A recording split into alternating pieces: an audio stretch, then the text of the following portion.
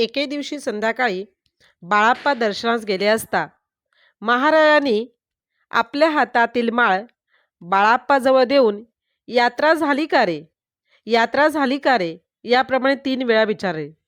बाळाप्पाने उत्तर न देता चरणी नमन केले. बाळाप्पा मधुकरी मागून मुरलीधरांच्या देवळात बेराड करून राहिले होते. मग गणपतराव व रंगाप्पा सेवेकरी बाळाप्पांच्या घरी राहत असत. तेथे त्यांच्या बोलण्यावरून बाळाप्पा जाऊन राहिले. त्रिवर्ग मधुकरी मागून निर्वाह करीत व तेथेच निजत. याप्रमाणे कालक्रमणा चालली असता एके दिवशी बाळाप्पाच्या मनात असे आले की आपण सद्गुरू समर्थांची सेवा करण्याच्या हेतूने घर सोडले असून असे बाहेर राहून दिवस काढणे चांगले नाही. महाराज ज्या ठिकाणी वास करतात तेथेच आपण राहावे, म्हणून सेवा करण्याची संधी मिळेल असे मनात येऊन ते रात्री श्री स्वामी समर्थ मोदींच्या घरात येऊन राहिले होते. तेथे बाळाप्पा जाऊन निजले. त्यावेळी महाराजांचे सानिध्य सुंदराबाई सोलापूरकरीण या नावाची एक विधवा होती. ती महाराजांची व्यवस्था नीट ठेवीत असे. त्यावेळी चांगला व मेहनती व हुशार असा सेवेकरी मुळीच नव्हता. सुंदराबाईने बाळाप्पाची भक्ती पाहून व सेवेविषयी त्याची उत्कटता पाहून त्यास प्रथम महाराजांची तस्त व पीकदाणी साफ करण्याची सेवा सांगितली. हा अलभ्य लाभ मानून अत्यानंदाने बाळाप्पा ती सेवा करू लागले. त्यावेळी 3 सेवेकरी महाराजांची सेवेत होते, पण ते नेहमी आपापसात भांडण तंटे करत असत. सबब व्हावी अशी तशी सेवा त्यांच्याकडनं होत नसे. सुंदराबाईने बाळाप्पाची प्रेमळ भक्ती पाहून सेवा करण्याविषयीची उत्सुकता पाहून दुसऱ्या दिवसापासूनच महाराजांचे अंथरूण साफ करून घालण्याचे काम त्यांच्याकडे सोपवले. त्याच्यानंतर पुढे पाणी तापवण्याचे, गंध उगाळण्याचे, स्वयंपाकाचे, याप्रमाणे एकामागून एक अशी सर्व कामे बाळाप्पांकडे आली. बाळाप्पांचा श्री स्वामी सेवेविषयी इच्छित मनोरथ पूर्ण होऊन ते आपणास धन्य मानू लागले व अश्रांत श्रम करून महाराजांची मनोभावे सेवा चालवली. दुसरे 3 भांडखोर सेवेकरी होते, त्यास महाराजांनी रस्ता पकडण्यास सांगितले. पुढे मधुकरी मागून महाराजांची सेवा करण्याचे श्रम फार होतात असे जाणून चोळाप्पाने त्यास आपल्या घरी जेवण्याविषयी विनंती केली. ती मान्य करून एक वेळ चोळाप्पाकडे जेवून बाळाप्पाने सद्गुरू सेवा चालवली. काही दिवसांनी बाळाप्पा यांच्या बेंबीतून रक्त निघू लागले. त्यामुळे ते आजारी झाले.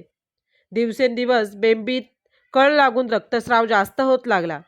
एक वेळ रक्तस्रावाबरोबर एक कागदाची पुडी बाहेर पडली. ती उकलून पाहतात तर काय, त्यात एक काळा पदार्थ असल्याचे दिसून आले. 3 वर्षापासून बाळाप्पा आपल्या घरी असता कोणी दृष्टाने त्यास विषप्रयोग केला होता. कानोल्यात विषारी पुडी घालून बाळाप्पास दिल्याचे दिसते. महाराजांची कृपा, लीला व अद्भुत शक्ती अगम्य आहे. बाळाप्पाच्या हातून श्रींची सेवा घडवायची असल्याने त्या विषापासून त्यांचे मरण न येता 3 वर्षानंतर कागदाची पुडी जशीच्या तशी बाहेर पडली.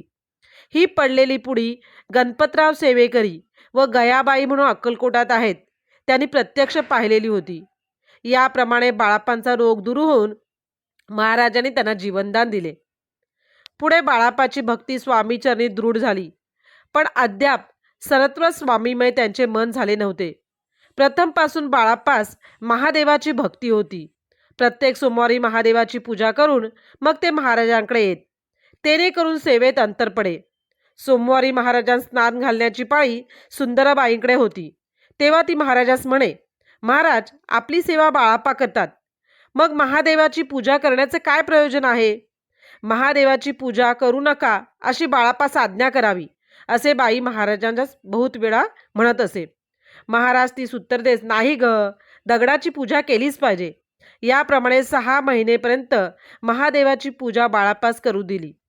पुढे एका सोमवारी सुंदराबाईने पूर्वप्रमाणे विनंती केली की सांबाची पूजा करू नको, म्हणून महाराजांनी आज्ञा केली. अर्थात बाळाप्पाने पूजा करण्याचे सोडले. याप्रमाणे सेवा चालली असता सुंदराबाई सवड मिळून 4 पैशाची मिळकत होऊ लागली.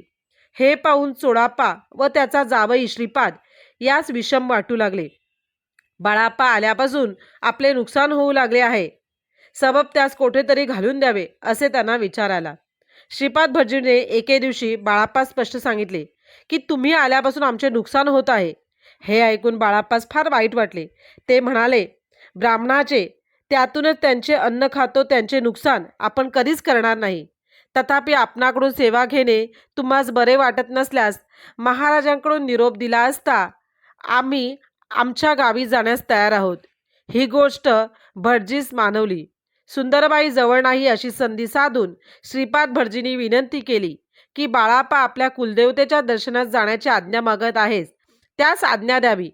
महाराज म्हणाले, आपल्या कुलदेवास रोज जाऊन येतो.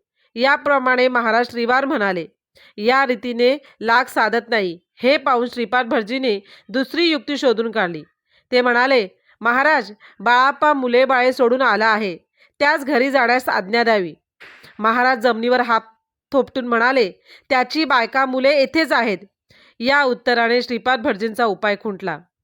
एके दिवशी बाळाप्पा महाराजांचे तस्त घाशीत बसला असता सुंदरबाईंनी महाराजांस प्रश्न केला, बाळाप्पास आई व बायको आहेत की नाही? महाराज म्हणाले, होय आहेत. पुन्हा बाईने विचारले, त्यांची नावे काय? महाराज म्हणाले, गंगा भागीरथी. बाई म्हणाली, गंगा भागीरथी म्हणजे काय? महाराज म्हणाले, नदी. सुंदराबाईस काही उमज पडेना, पण बाळाप्पाचे मनात खून पटली. त्याच्या आईचे नाव गंगा असून बायकोचे नाव भागीरथी होते. मग याप्रमाणे बाईस सांगितल्यावर महाराज जवाब दिला, तो बरोबर आहे अशी बाईची खात्री झाली व बाळाप्पासही चमत्कार वाटला.